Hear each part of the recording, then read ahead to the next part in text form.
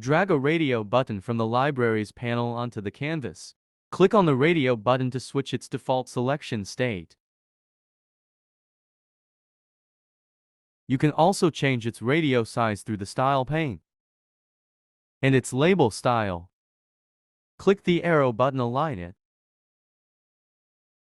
Copy and paste a new radio button. Select them. Right-click to assign radio group for them. Type the group name and click OK to set it up. First radio button and preview the prototype. Only one radio button with a radio group can be checked.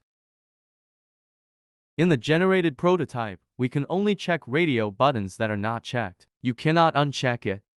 When I click on the radio button, I cannot uncheck it. But we can uncheck it through interactions. Drag a checkbox to add interaction to it. Choose selected or unselected. Then choose set selected or checked. Select the radio button target, select toggle. Preview the prototype, and when the checkbox's selection state changes, the radio button selection state also changes.